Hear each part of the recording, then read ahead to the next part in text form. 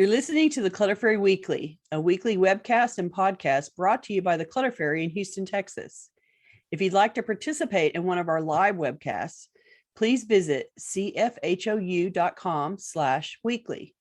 You'll find a calendar of upcoming webcasts, as well as instructions for joining the Zoom meeting via the app or by phone. We'd love to see you. That URL again is cfhou.com/weekly. Now here's the weekly episode. Enjoy. Hi, Clutter Fairy fans. This is the Clutter Fairy Weekly for June 24th, 2025. I'm your co-host, Ed Gumnick, and I'm speaking with Gayle Goddard, certified professional organizer and owner of the Clutter Fairy in Houston, Texas. Hello, everybody. The Clutter Fairy Weekly is the webcast and podcast that digs deep into the clutter that piles up between you and the life that you want to be living. We explore the habits and behaviors that lead to clutter, and we suggest strategies to slow the accumulation, reduce the collection, and comfortably manage the stuff we decide to keep. If you're new to our Zoom meeting, we want to let you know that you can share your comments and questions via the chat, and I'll try to make sure Gayle addresses them before we move on to another topic. You can also use the raise hand feature if you'd like to ask a question or make a comment yourself via audio or video. And we are streaming the webcast live on Facebook, so you can also share your comments and questions there, and I'll relay them to Gayle. We're going to start by recapping last week's weekly tittle, which was called Evaluate a Collection. The assignment was to examine a collection in your home with a view toward downsizing, either now or in the future. Let's hear from our participants in Zoom and on Facebook. Who took a hard look at a collection this week? Please let us know in the comments. YouTube viewer TrueMax33 started off a comment by quoting us. That's always a good way to start your YouTube comments. Collections become clutter as soon as they outgrow our systems of organization, the space allotted to them, and our capacity to enjoy them. How profoundly accurate. As soon as a collection brings me a moment of stress, it's time to reevaluate it for sure. My fabric collection, she put that in quotation marks, is my best example. It had become an accumulation. I had to dig through two boxes and two totes and a box for some fabric I was looking for, getting aggravated the longer it took. At that point, I said to myself, why am I keeping this fabric when realistically I'm not ever going to use it? So instead of finding just the fabric I was looking for, my cousin was looking for donations for a project, I sent her all the fabric that was appropriate for her project, put my favorites aside, and bagged some up to donate. The fabrics I kept fit in one much smaller tote. It was a relief to give the fabrics to good causes while still keeping my favorites. While I didn't define my container first, it worked out. I'm better prepared to cut that stash down if I need to. Thanks for really telling this story about how you modified your collection so that you were more comfortable with it. And you went through all of the processes of picking your priorities, figuring out what you could donate. And while you mentioned that you didn't directly think through it in terms of the container method, you ended up with a container that you felt comfortable with. So you sort of backed into the container, which is fine. And now you have a volume that you feel like you can manage and deal with. And so I can hear the people in my head who are much bigger fabric collectors than you, who have a much larger, those sewers and quilters out there that have, a craft room full of fabric. And they're all going, oh my God, a small tote would never make it for me. Like I couldn't do that.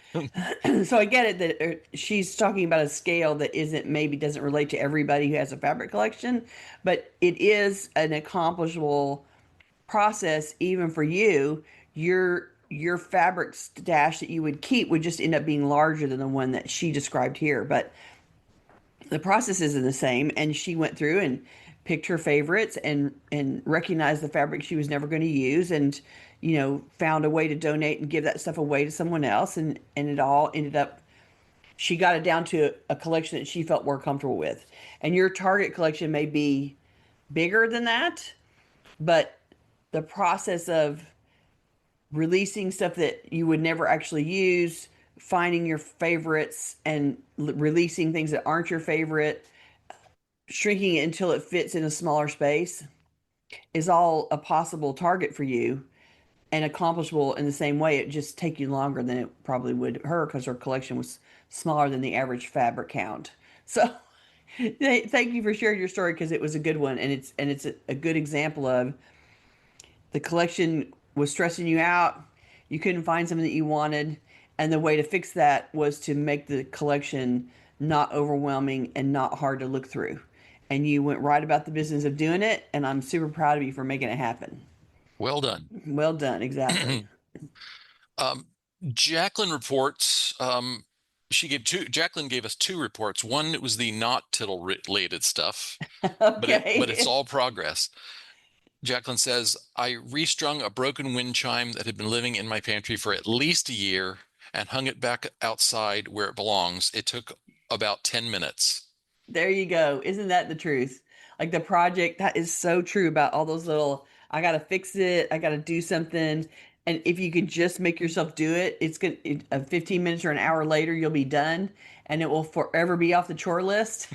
That is super proud of you for doing that because those are the ones that like we ignore it because it's not a burning priority. The house isn't burning down because it's not done. Like it's hard to focus on it for 10 minutes when it seems not as important.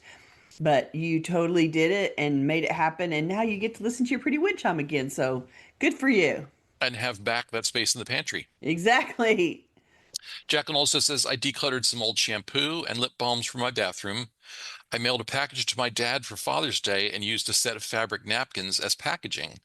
My dad didn't really want my clutter, but my mom wanted them, and I wanted to declutter them. I also made a big dent in my photo sorting project. Oh, good. That's good. She goes I'm on to glad. say, tittle related, I have a huge collection of jigsaw puzzles. I would Oh, like to reduce the number I keep at any one time, so I've been puzzling so that I can pass on puzzles I have finished. I think I did 4 puzzles this week, and I have a stack of 9 or 10 ready to go out. awesome. So if you don't know where to take them, I suggest that you go find a senior living facility, a senior community center. They always need that kind of sit around and work together kinds of projects, and a puzzle is a perfect thing for people that have low mobility. They can sit at a table, they can sit with people and chat while they work on the puzzle, and it's a great thing to have in a collective senior community type area. And sometimes they're not residential locations, but senior community centers in your town where people gather to be together and then go home. And so I'm thinking of the place at Bear Creek Park. I'm drawing a blank, Ed. Oh, I don't, I, Glacier. okay, very Glacier good. Senior Center, right? So I it's was a not going to come huge up with that. it's a huge community center, but it's an activity center. It's not a residential facility. So people come from wherever they are and hang out and listen to lectures and do classes and, have entertainment and then go home again. And so that's also a place that might want some puzzles like that. Um, They often have jigsaw puzzles out in progress. There's a wide countertop that runs around one side of the lobby at my YMCA, oh, and they often have 2 or 3 puzzles working. for people to go and Yeah, fiddle. so I think it's a very soothing thing to do to just sit and work on a little like sit there and do spatial recognition and shape, clay. You're like trying to match the shapes up, and it's a very relaxing thing to do with your brain. And so even if you can't finish the puzzle, stopping to do it for fun and relaxation for 10 minutes or 20 minutes, what a great idea. yeah. M says I cut way back on a collection of junk being saved for a craft. I think about 2/3 of it is not making the cut. Good job. That's awesome. Because that means you looked at the collection critically in relationship to the project that you're actually collecting against and realizing, yeah, this 2/3 is not gonna, I'm not gonna use it. And so out it goes. Good job. Uh, That's awesome. May mentions her library accepts jigsaw puzzles. They have a jigsaw Oh, station there. oh, cool. That's cool. I bet that's true in a lot of libraries actually. And especially that have sort of like kids reading zones and things like that. What a great idea. Okay, we should get started because we should get started on our main topic, I should Y'all say, are because super we prolific had around this one. some very, very vocal responses. Right? Does your wardrobe include clothes you've never even gotten around to wearing? The convenience of online shopping, the proliferation of fast fashion, and the temptation of retail therapy have helped us stuff our dressers and closets to overflowing. Today, we're going to discuss how to align your wardrobe with your current style and lifestyle and offer strategies to make your closets and other clothing storage areas more useful and manageable. Today, we're going to focus completely on the survey results we got back. Y'all really responded on this one, and I can tell we are all struggling with our relationship with clothes in general and how to store what we have in our closet spaces in particular. Just a quick thought up front. This is the perfect category of items to apply the container method we've been talking about over the last couple of weeks. We've referenced that several times. The items that, to keep need to fit into the container. And in this case, the container is the closet. Stuffing a closet full to the stage where it no longer functions means that the closet has become a storage unit and not really a usable closet. So right up front, I'm going to say you'll need to adjust the clothes to fit comfortably in the closet so that you can see your clothes, easily pull things out and put things back after the wash, and to be able to stand in the closet without tons of stuff underfoot.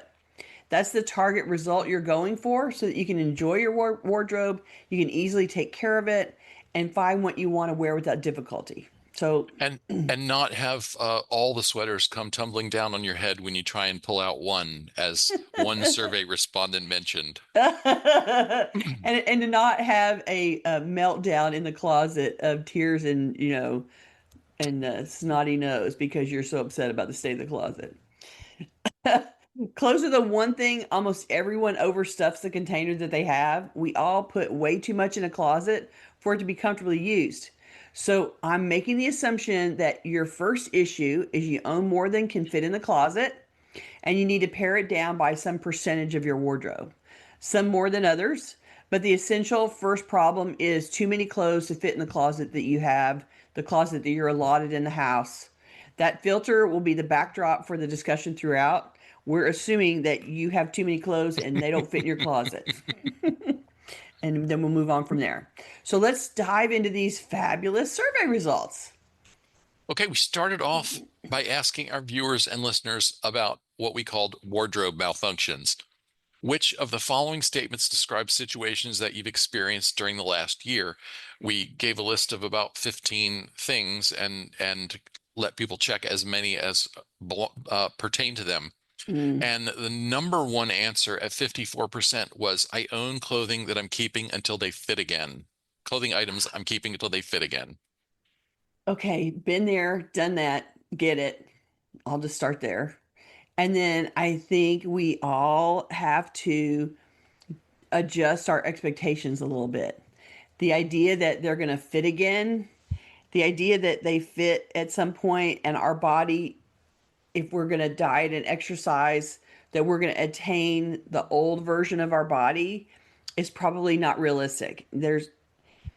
Yes, you can improve the condition of your body 100%, and you can lose weight from dieting 100%. But even so, the way that our body stores fat, the way that our body shifts and changes as we age, and things don't stay in the same place they used to be. So even things that technically might fit again may not work with our shape at the age that we are now versus when we wore it the first time, right? And so even if you get down to the target weight, that weight will probably be slightly distributed in different places than it used to be. And so I think all of us, 54% of us that are holding on to those clothes that we're waiting to fit into again, I think we have to be realistic about even if we get there, will those clothes be a style that is still usable and will it still fit the new shape of our body? And just a thought. Um, two different answers tied for second place at 47%, and Yeah. one of them is right there related to what we just talked about. I've avoided clothing items because they no longer fit. Mm. But I know that's just a slightly different way of saying the same thing. Because we're And still avoiding we're them still is t yeah, avoiding them is a little worse than I'm keeping it because I think it will fit. But when you've gotten to I'm avoiding it because it doesn't fit, Yeah, that means Um, that you're trying clothes on and you're having a negative experience when you put them on, right? Like you're putting them on and you're like, "Oh, this looks awful on me. It doesn't fit me right. It's not, it's not flattering in any way." And the idea that you keep clothes in there that you don't feel good about it's really a place we all need to make changes. If it doesn't fit, it shouldn't be a big part of your wardrobe. Yes, keeping some things against the possibility that you'll get there again. I understand the urge, but you don't need a huge swath of things in your closet that you can't actually wear. And and that is a hill I will die on. We all think that we have to have, two sizes smaller and two sizes larger, and so we can move all up and down the spectrum. And it's like that is a lot of stuff to manage for unpredictable possibilities of where you're going to be. And so I think ultimately the target is always going to be what can you wear right now and what can you potentially wear in the future if you're actually doing the exercise and dieting to try to get there. yeah, And that, keeping a whole lot of your wardrobe in that stuff that you can't wear is a waste of closet space. yeah. And if you are someone whose size wanders up and down, and you keep three sizes of everything, and it all still fits, then we're not we're not telling you to get rid of anything. Yeah, yeah, It's yeah. only if it's, if you're in the problem, you're in the place where so many are that it just doesn't fit. And you've also ticked boxes for lots of the other complaints we've talked about. The other one at 47% was I own items of clothing that I've never worn. And the first question I thought was, so why are you owning stuff that you haven't worn? What are you waiting to happen? Was it a shopping mistake? Did you buy a style trend that's now already gone away? Like, what are the reasons that you aren't wearing them? Did you buy them thinking that you would have a need and you don't actually have the need? Like, what happened? And so if you've never worn them and they've been in there for a while, then I kind of don't really need to know why you haven't worn them. It kind of doesn't matter. If they've been in there and you've had a million mornings to go in there and put them on, and you've never actually gone in there and put them on, then I think that it means that they don't appeal to you enough for whatever reason to put them on, and you might as well let them go, live somewhere else. You don't need to hold them just because you've never worn them. Because the truth is, you choose every morning and they're always an option and you never choose them. And so,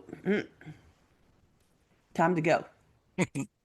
Suzanne asked, does this happen to men as well as they age? Ed, Menopause not being a factor for men. And I think that was in response to things not fitting. Even if you get your weight back it's down, not the same shape. Yeah, it is yeah. not the same shape. And that's true for men as well. Like it, it, the weight you add around your waist gets harder and harder and harder to get rid of. Abdominal fat gets harder and harder and harder to get rid of. You know, your Mm. your your butt is never going to be the size it was at 30 Or the shape it ever was. again, or the shape. Yeah, it may be the size it was, but it won't be the shape it was. It's gonna be a little lower down, maybe Right? flatter. Exactly. That's exactly true. It's I want to just, share another comment. M crabby. says M says there's an opposite side to the fit again problem. People who wear very small sizes can change a size with a gain or loss of 5 pounds. My clothes trade back and forth between the two or three sizes within a matter of several months. Mm. Okay. And so that means that you need to make space in your closet for three sizes of clothes, which means that you can't have a huge amount of any of them. And in order for the closet, it's like having clothes for three people in one closet. So you really have to say, I can only have a third of this closet allocated to each size.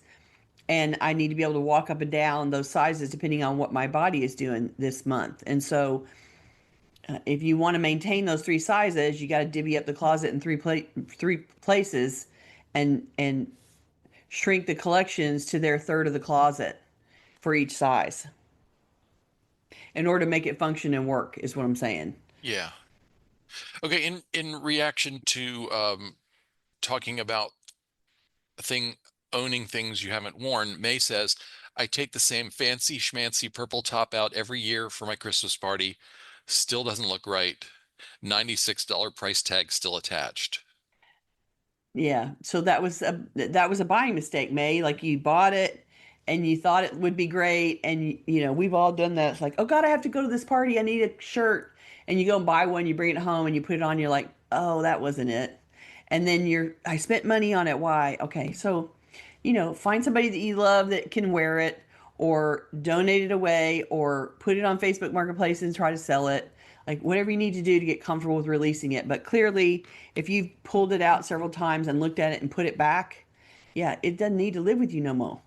It needs to move on to the next person who is going to love it and wear it and be happy. And you can find something that you do like, and when you pull it out and you put it on, you feel great in it. And that's exactly what we want in the closet, is the stuff that makes us feel great, not the stuff that makes it go, oh, I spent $96 for it. It should be great, but it doesn't look right. And yeah, and then you put it right back in there. It doesn't need to be, you know, you, you don't need an homage to your mistake, your buying mistake in the closet. You can just release it and consider it, you know, the mistake that you made, and now you can fix it by giving it to somebody else or sending it on its way. The next most popular answer at 46% was, I own clothing items that I'm only keeping as mementos. Everybody has that. Everybody has clothing mementos. That's a very typical thing that we find in the closet. The issue for mementos is the same as how many photographs do you want to store? How much, you know, tchotchkes from your mother do you want to store? It it becomes a problem when the keepsakes take over too much usable space, valuable space in the wardrobe. And so you don't want to surrender so much space to your keepsakes. So pick a number. I can keep 5, I can keep 10, I can keep 3. You know, you don't want to give away a fifth of your closet to keepsake clothes that you're only keeping as memories. Right. And if the collection starts to be that large, then I would start taking pictures of the clothes and giving them away, and keep a picture of the clothes. It's the memento. Because if you lean towards keeping a whole bunch of clothes as memories, you're going to surrender so much of your usable closet space to clothes that you're never ever going to wear. Yeah. And so, Well, and if the piece is really beautiful as decor, take it out of the closet, free up the closet space, and hang it on the wall. Put it in one of those t-shirt frames they make, yeah, or frame find something find a up. way to actually display it. Um, Mm, or put it in a place that you're not trying to store active use clothing out of your way, where you can still enjoy it um, yeah. in your box of memories. Mm. Susan says, I've decided to let anything go. If I put it on and decide no, I'd prefer to wear something else. The most recent, a very pretty bias cut dress that actually clung in all the wrong places and made me look like a Oh. link of sausages. Which is the worst feeling ever. So, no one wants to look like a link of sausages. I think that is a good solution that you've had. Thank you very much. Good job. Let that go. You do not need to feel bad when you put your clothes on. Okay, next at 42% was, I own clothing items that don't match my current personal style. And so that's a question that right off the bat that I want to say, if it's not you, then why have you kept it? If it's not a style that you would actually wear, then what's it doing in there? Why are you holding on to it? It if you have more than one style, like if your styles, or you have some choices of style, okay, fine. But if it's not actually a style that you're into, it needs to go so that you can let somebody else play with it, not you. You need the space for your current personal style. Those get the priority of the space in your closet, and you want it to be accessible and easy to use. And so don't take up closet space with things that aren't styles that you care to wear. The next most popular answer at 37% was, I felt guilty about buying new clothes because I already have a lot. That's a very fair point. And logistically, it's an issue. And why compound the problem? If you already have a whole lot and your closet's already stuffed, you know, buying new clothes seems ill advised. So I get why you would feel guilty around that. And I think there may be reasons why you need to buy new clothes. I have to have a specific look or outfit, and the ones that I have don't fit, are damaged, are fill in the blank. And so there may be reasons, and part of how you can feel less guilty is put in a new thing and take out several old things in exchange. Like I'm adding in something new, therefore I have to pull some things out for donation to make space. And definitely do the, one in, four out rule. Like create some extra, use it as an opportunity to reject some things that aren't working if you have to buy, if there's a reason why you have to have some new clothes. Okay, let's just cover a couple more of these. Yeah, yeah, At yeah. Jump on by. 32% was I own clothing items that are duplicates of other items in my wardrobe other than uniform items. So we all have, 27 pairs of black pants. I don't know why that is, but it is the staple. Oh, Michelle says no. I see Me her shaking neither. her head. Well, so a lot of us have, There you go. multiple black pants or multiple pairs of jeans or multiple, your favorite tank top shape or color, right? And it's sort of the collecting gene in us that we repeatedly grab our favorite shapes and colors over and over again. And so how that happens in clothing is that you buy the tank top that's purple and you buy like, 15 shades of purple tank top. And they're all different. You sell it as they're all different. Yeah, okay. So and those duplicates take up space away from other unique items that we want to have. So as you start duplicating your clothes, you're burning up usable closet space for other things that you might want to have in there. And so this is one where you have to look at why you have so many duplicates, and it is that really you keep duplicating it because you keep trying to find the right fit or the right shape or the right style that works for you, and there's probably some in those duplicates that fail one of those tests. They don't fit anymore. They're not the style that you like anymore. Fill in the blank. There's reasons why you have replaced those black pants 5 times because the early versions don't work for you anymore. And so acknowledging that duplicates take up space that you need for other unique things in the closet, and they represent you trying to adapt to other problems with those earlier versions of the duplicate, means that, if you finally replace them and found one you like, now you can release the duplicates that don't really work anymore. There. Okay, and let's talk about I own so much clothing that I can't easily see it all. Nobody's surprised here, right? That was The, 29%, by the way. yeah, yeah. Once the closet's stuffed, it's so hard to see it all easily, and you can't move everything around. You can't get it. It's like if you want to look at your closet, you want to be able to slide them along the closet rod, right? Like these clothes behind me, there's all this gap between the hangers so you can move them along. If you can't do that, if you're like pushing to be able to even see the stuff, then of course you can't see it easily. And this is one of those things that it's overstuffed. And I think that there's an exercise that you can do to help it be more realistic in your mind. In a closet that's overstuffed, go and count the number of pieces of clothing you have hanging in the closet. Just go along and count 1, 2, 3, 4, 5, and see how the count number is. And when you get to 4,000, you can probably tell yourself that you have too many clothes. Like there. I mean, I think that we don't have a realistic perception of how many pieces are actually stuffed in that overstuffed closet. And without doing anything, if you just go and count the hangers, you will be stunned at how big the number is. And when you have to turn and tell your friend, I have 600 pieces of clothing in my closet, that number, it's so outrageous that it'll give you a little incentive to go, probably don't really need 600 pieces of clothing in my closet. Probably should pay attention to that and let some go.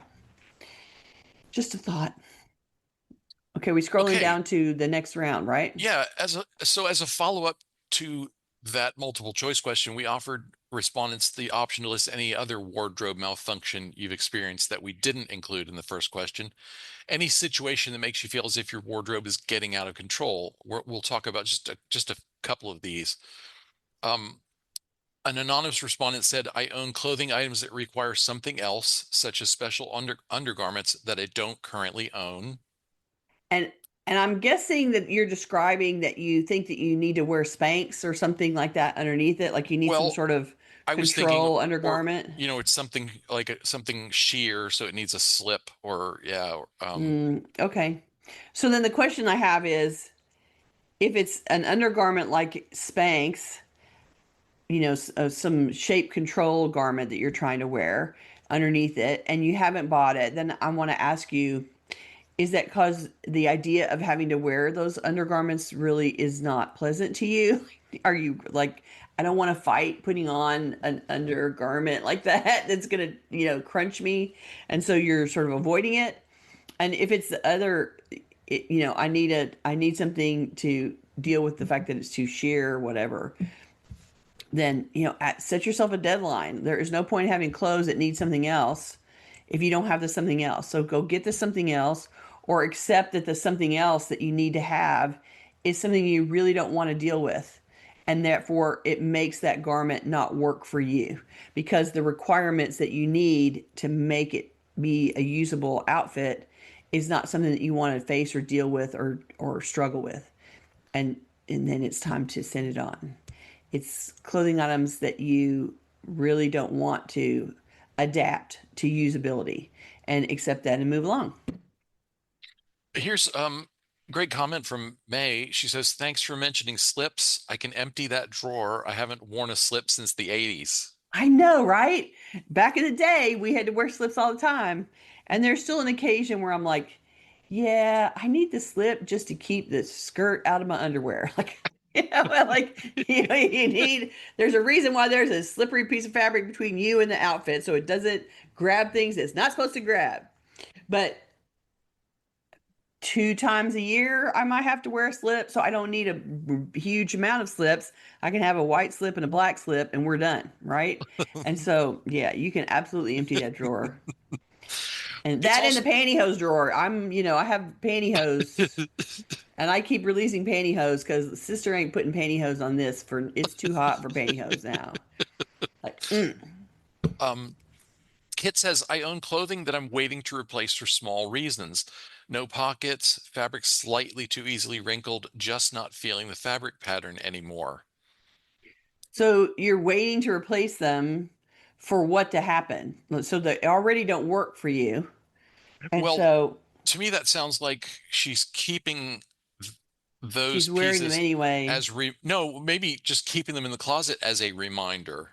You know what I Mm, mean? And okay. it would be better to put it on a shopping list and Yeah. let it go, Take a right? picture, put it on your shopping list, let it go. Right. You don't need to hold them while you wait to replace them. And if you're waiting to replace them for, money reasons or time reasons or whatever, fine. Like Ed said, make a list and you can send the things on anyway and make space in your wardrobe for the next thing. Several people mentioned things that need mending. Karen Mhm. said, I have many items that need mending, but I never prioritize doing the mending. I know, If I right? love an item that needs mending, it's hard to give it up. But when an item I don't care for needs mending, it's easy to get rid of it. True. And Susan added, alterations. Many items would work if I batch and follow through on meeting with alteration seamstress, setting a date and donate if I've not gone to the seamstress. And what I need to say about alterations is good alterations are not cheap. When you have major things that need to be done to garments, it's not an inexpensive thing to do.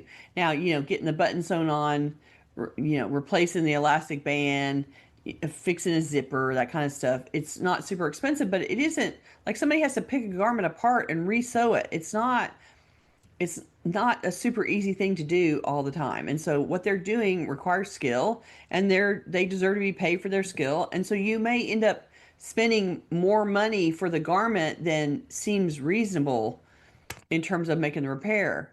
And so you have to be okay with spending the money that it costs to mend something. And then B, you have to decide whether the cost of the mending is worth the garment. Do you love the garment enough that it's worth spending the money on mending it? And how long will that extend its life? If you've already owned it for 20 years and something's you're mending something on a garment that's way down the path, way down its life expectancy, it may not be worth it. If you bought it last week or you've had it for a year and you're trying to mend something and you can still wear it for another year, maybe okay. But I think this is definitely something where once something minor goes wrong with the garment, you have to weigh how much it's going to cost me to pay for the alteration or the fix versus how much it costs me to buy the object, and how much do I actually love it to make it worth this errand. And I think not all of them will pass muster. And I'll be interested. She's going to take a bunch of them and go to the seamstress and, is she going to have a $200 bill when she brings 10 pieces in that all need repairs? Like how much is it going to be out? How much is she going to be out by doing that? And I'll be curious to see. I will wait and see what your report is when you get it done. Go team, go. M responded to my saying, put it on a shopping list. She says, my mother hunted for a white sweater for over a year. Women's clothes are hard to find if you know exactly what you want. Well, right. And it's an investment of time and effort that you want to make in order to get the right thing. Okay. And you can still let the one sweater go that doesn't work anymore. Yeah, that you don't like it because the fabric is funny Or something's, yeah. something's off. Whatever the reason is, doesn't matter. Okay, our next survey question was, we asked our audience to complete the following statement. The biggest problem with managing my wardrobe is that blank. We're going to share Y'all filled it some of in, man. yeah, we got a lot of answers. Millie said, the biggest problem with managing my wardrobe is that my body shape is changing as I age, Thank you for supporting that comment. Yes. and the styles of clothing I favored in the past, some of which are still in my closet that I wear regularly, don't fit the way they did before. I Mm. don't know what is appropriate for a person of my age to wear. I'm 67 years old and I'm still wearing blue jeans. They fit okay because I'm slim, but am I going to be wearing jeans in 10 years? I'm sure not going to wear polyester elastic pants like my grandmother and mother did. I need to find a middle ground where I look nice, not frumpy or like an aging hippie. Well, I get it. And as I read this one, I thought really what you're saying is you're not exactly sure what style feels comfortable for you now. And so I think your first exercise is to start looking around at people your age, people you consider to be in your peer group, and see what they're wearing and whether you like it or not. Do a little style noticing out in the world and see who's showing up in what and whether it makes sense to you or not. And if you can still wear blue jeans and you feel comfortable in them, awesome. That's great. Blue jeans last forever. And just because you look 67, you don't have to like adjust yourself to some older version, older look if you don't feel it. Because you made the comment you don't want to look like an aging hippie, and I'm sort of I'm extrapolating that you feel like wearing the blue jeans makes you look like an aging hippie. I But love the aging hippie look myself. but I think that there's probably a version of blue jeans that and outfits that go with blue jeans that work for people your age that you would feel comfortable with. And so maybe you don't wear those blue jeans, same type of blue jeans, or you don't wear it with the same stuff that you've always worn it with. Maybe you shift that style a little bit. But I think the best way to do that is to be looking at people your age and seeing who you admire the look of and who you feel like the look is too frumpy. You use the word frumpy. So you definitely want to avoid what you think looks frumpy, but it's important to notice what you see out in the world that you go, oh, she looks really nice, and pay attention to what that is and make a list of the things that you see that people are wearing that you think look flattering or pleasant, and aim towards that. I mean, if you want to shift from blue jeans to some other kind of casual pant, there's a million other options out there too. And so there's plenty of things to look for. You just have to decide what you think works. Okay, Evelyn said, as a child, I had to wear whatever other people gave away Mm. and never had clothes suitable for my age. Then as a young adult, I turned into a fashionista.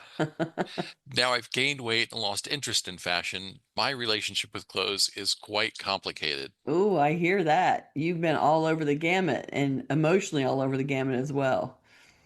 Yeah. There's something about, when Ed and I were talking about this earlier, that the approved type that everybody is striving for is a really thin person who is tall and thin and sort of what's the word I'm looking for? Graceful, and like 10% of the population actually meets the standard and the rest of us don't. And so aiming for something that, when the clothing industry is all built for that 10%. And so it's hard to decide, okay, I don't really want to aim for that target anymore. I need a different target and I need clothes to go with that. And yeah, I can see why it would be an issue. And there's some evolution from you're young adult and you have money and you don't have the same level of responsibilities and you have um, cash. I mean, you're earning money, but you don't have to spend it on the same kinds of things as you do as you get older. And so you can focus a whole lot on being a fashionista. But then later it's like, yeah, okay, that thrill of how I look is not the most important thing going on in my life. And so I'm shifting my attention to other things that are more important. And everybody has an evolution around that. And you're just experiencing that evolution, I think. Thanks for sharing. An anonymous respondent said, I keep thinking I'll lose weight. Yeah, you and me both, sister. That is a true for all of us. We all keep thinking we're going to lose weight, and the truth is, unless we change our behavior, change the food that we're eating, modify our diet, start doing exercise, that goal isn't just magically going to happen while we're sitting here wishing we would lose weight. You have to be actively doing something to accomplish it, and if you're not actively doing it, then thinking that you're going to lose weight is kind of not realistic. It's like, yeah, I, Or I, not a, I not, might lose at weight if I least would do stuff, but I don't. at least not a good rationale for keeping things that Mm, are that that have you can't become wear. clutter because they're Yeah, in the yeah, way yeah. for you. Yeah. Yeah, I mean, if you're not feeling motivated to go about the business of losing a bunch of weight so that you can wear clothes that you have, then I think accepting that that's not your goal right now and letting clothes go away that don't fit is the better use of your time at this point. And if you get motivated somewhere down the road, you lose weight, then you can go thrift shopping for stuff that actually wear that you can fit in your new size. The, Okay. the end. Yes. Kathy says, I have a small selection of clothes, but not many fit my current lifestyle, and many don't fit or are old. I'm hesitant to part with these items because I have nothing to replace them with, yet I don't have much to wear. All seems so silly. So you sort of have the opposite problem of everybody else. You have a small selection of clothes, and even in that small selection, they don't fit or are old. And so it sounds to me like you need to get a friend and go shopping. Like you need to buy some things that fit your current lifestyle and that are actually new and fit properly. And so you can still have a capsule wardrobe, you have a small wardrobe, but it makes each of those pieces that you keep very important, and they all need to make you feel good and make you serve the purpose of giving you options to wear out in the world. And so I think deciding what works with your current lifestyle and then going and building that capsule wardrobe so that you can release all the things that don't really fit or are old. Update the contents of the closet with, make it 100% stuff that fits your current lifestyle and actually fits your body type. And how great would that be if you went in the closet and your small selection of clothes was all stuff that actually fits and you can wear? That'd be awesome. Okay, this is one I found really intriguing, and I'm eager to hear what you have to say about it. Selena says, I want to lose weight, actively working towards it, but now I do it slowly to avoid the yo-yo effect. Mm. So I have the clothes that don't fit me. So I wear nice but larger clothes now, but need to keep the ones that one day I want to wear. Their style is also different. I want to be more sluttyish femme fatale, but for now I don't have the looks. I know some say dress for the style you want, not for the style you look, but I don't want to look tacky slash cheap, and my current physique with my target style would look like that precisely. I mean, when I get rid of curves, the hyper feminine style won't be so hyper feminine anymore. It'll be cute, not sexy, and I don't want to just be sexy. I want to look cute. There's a That lot is, in there. there's a lot in there, and there's a very like she has a very specific style that she's thinking of, and what that style reflects to her, what she's describing, that she wants to be able to wear this style that she didn't really describe very much, but she wants to wear the specific style she has in mind and wants to be the right size so that it will look cute on her and not sexy. And so there's a lot in there, and I think she's working towards it, which is great, but there's also something to be said in here for your you have a target style that you like, and you think that it doesn't look right on you. You think that it looks tacky and cheap. And so, like, well, does it really matter? Like, I don't know that. I think tacky and cheap is a really harsh judgment of yourself, is what I'm saying. And I think if you like that style, you can lean into elements of it, even if you don't feel like you can wear all of it. You can still lean into elements of it, and not give yourself that really harsh label of you look tacky and cheap. Like, lean into parts of it that make you feel like you're aiming towards your style, even though you're not able to wear it 100%. And I mean, that's a really a style choice there, and when you feel like it's okay to target for to wear it. And then I guess the next question is, how far away do you think your target weight and your ability to wear the style is? If you're a really long ways off from the style, then I think keeping a bunch of clothes that don't fit is still taking up clothes for a dream that you may not get all the way down that runway. I don't know the answer to that. So dividing up the closet to what actually fits and what you can wear currently and what you can't wear and what is your dream style, your dream clothes. And right now, you want that ratio to be much less of the dream clothes and much more of the stuff that you can wear now. And if it's taking up too much space, then you might want to pare it down a little bit and buy fresh when you get to that target. Okay, let's see.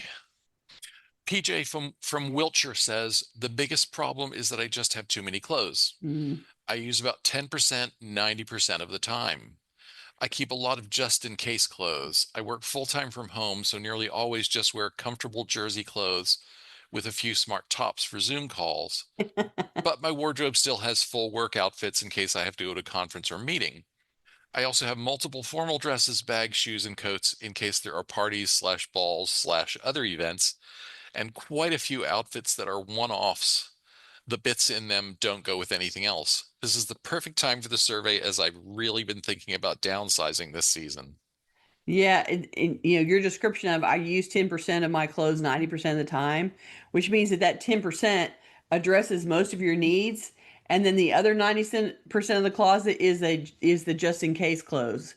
And so that ratio is way off for making the closet usable. And you've already said I have too many clothes. That's the biggest problem. So I think deciding that how the one line that jumped out at me was the multiple formal dresses, bags, shoes, and coats in case there's parties and balls. Yeah. Like, ask yourself, how many parties and balls and other events are you going to that require these formal outfits? And if you have 20 options for two balls a year or two events a year, your ratio's a little high. Like, it doesn't need, you don't need to have all of that space, 2 feet of clothing rod taken up with outfits that you're going to wear once or twice a year. And so paring that one down, I think, would be super important. And then those stuff that's like, I have all these full outfits in case I go to a conference and a meeting.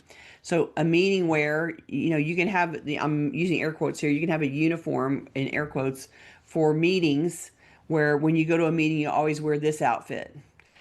And on the presumption that the base, you, in case I have to go to a meeting, you don't actually say I do go to a meeting. You say in case you have to go to a meeting. So you're planning for something that may or may not actually be happening.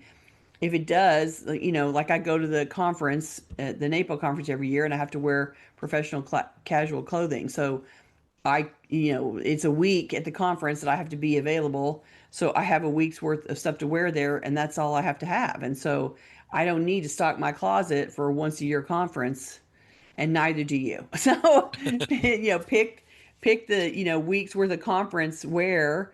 Assume that one of those things is something you can wear to a meeting, and then you've got, 5 things or 6 things hanging in the closet, and the rest of all that stuff can go. You don't need a million options unless you're going to a conference all the time or several times a year. You don't need a million options. And if you go to the next conference and you're still wearing the same clothes you were last year, I defy anyone to say it to you. I'm just like, they need to leave you alone because you are being strategic in your closet. And so, you can always keep, enough pants and keep a few extra tops. You can trade it around a little bit, but you don't need to overstock that area. And certainly not for things that you don't do very often. So the least amount of times that you do them, the less closet space they need to take up, the less options you have to have. And that way you can thin the herd and make the closet for the 10% of stuff you wear 90% of the time. M mentioned also people usually only remember what you wore above your waist. True that, right? Especially if you have neutral pants, you have black pants, you have tan pants, you have blue jeans. Nobody's paying attention to that. They're looking at the top you have on. That's Yeah. 100% true. Okay, the last survey question was, what specific categories or types of clothing do you most struggle to manage? So let's touch on a few of those. Brenda Okay. mentions clothes given to me by others. Oh, gift clothes. So you Yeah. know that so I'm going to make a distinction here between people that are giving you their used clothing, meaning that they are giving their clutter to you because it makes them feel better. To give them to somebody that they know that feels like they're not going to waste, and so they are giving those clothes away to someone that they know, and that's okay. You don't have to get attached to those clothes. If they're just passing their clutter to you, then you can say thank you so much and see if any of them actually work. And if they don't work, then you can go and donate the clothes, and they weren't unable to do that. And so, keep one or two, and you can wear that one or two that you like, and it'll look like they'll see you in them and say, oh, look, she's wearing my clothes that I gave her. That's great. They're getting used. And she doesn't have to know, that person that gave you the clothes doesn't have to know that they gave you 30 pieces and you donated 28 of them and kept two. And so if it's that, let them go. Let them go. Keep the ones you like. If it's that they actually bought clothes for you at the store and gave them to you, then you have to ask, is it a style? This is the same gift rules. Do I like it? Will I wear it? Does it work for me? And if it doesn't, you can be very grateful and thank you for your gift, and you can send it on immediately. Like, it just needs to go, because if they missed the mark, if the gift was a mistake, if it's something that you would never wear or use, time to send it along. Or can't. Or can't wear. Yeah. Right. Maybe it's the wrong size, right? A friend of mine bought me a beautiful Mexican Gayabera, the beautiful Oh, right, right, right. embroidered casual dressy shirt. Yeah. But he had a completely unrealistic picture of my physique apparently. And so it would have, I would have had to get to the body I never managed to get in my 20s to fit in this thing. And I still kept it for a really long time because it was beautiful and a gift. Yeah. And eventually said, yeah, this is I'm never happening. I can't Sad wear to it. say. Yeah. Right. And take a picture of it. It was a lovely gift, and it was thoughtful, and you can take a picture of it and send it on to somebody that can actually wear it. Oh, we are just about out of time. Let's see. Mm. Let's do one more. An anonymous respondent mentioned handmade items. Oh. Things that are not in good enough condition to donate, but not bad enough to use for rags or throw away. Yeah, this is something that if they made it by hand, then it feels like it has blood, sweat, and tears in it, right? Like it feels like it's been touched and handled by someone that you know, and it feels more valuable and important in that way. But it doesn't change the way that it's still clothing that if it's not good enough to donate, then it probably needs to be sent on to become rags or cotton recycling or whatever, and donate it on. Donate it to Goodwill. Goodwill does rag recycling. They do cotton recycling, so that it becomes they make it into rags or it becomes stuffing. Like people that buy it and use fabric to stuff other objects that it can be rerouted to be used that way. And so just because somebody did it with their hand, that it doesn't mean that it's super more valuable than something that wasn't done by hand. And if it's If you not good enough to wear and it's not good enough to donate, then it really has had its life cycle. It got worn, it got used. That's why it's not in good enough condition anymore. And so it has earned its place of retirement. It has become, it got the use of it got used up. And even handmade things can be sent along to be recycled. We are just about out of time. I want to That's true. remind everyone that we'll be back for our next webcast on Tuesday, July 1st at noon US Central Time. And we get a lot of great topic suggestions from our viewers and listeners that don't quite merit a full episode of discussion. So next week, we're going to tackle several of those topics, including how to organize cleaning products, whether there's a market for professional organizers in rural communities, and we're also going to answer a few of your questions about emotional attachment. Watch your email for an announcement. Okay, this week's weekly tittle is called Take a Fresh Look. The assignment is to evaluate your wardrobe with a view toward freeing up space and streamlining your day-to-day choices. Select as your focus a space where you store clothing for current use, a closet, shelf, or dresser, or a single clothing storage box or bin. We're not trying to make this overhaul your entire wardrobe this week, Right, just a right. piece of it. Identify an item that no longer fits. Try it on to make sure. Unless you're confident that it's going to fit again very soon, toss it in the donation bag. Identify an item that no longer suits your style. Take a moment to appreciate how you once felt about it, then let it go. Identify an item that you don't wear but keep for sentimental reasons. Take a photograph to remember the item by. Give it to someone who will wear it or add it to donations. And then as a bonus task, pick out 3 or 4 most favorite items. Jot down a list of what these pieces have in common or what you love about them. Keep the list to guide your future fashion shopping. And And then come then back to tell us about it. come back and tell us about it because we want to hear how it goes. I think that it's a perfect tittle for sampling. Here's one that doesn't fit. Here's one that's not my style. Here's one that is a keepsake. And do I really need to keep them? And it's just a way for you to test the waters of what it's like to give it away for different reasons.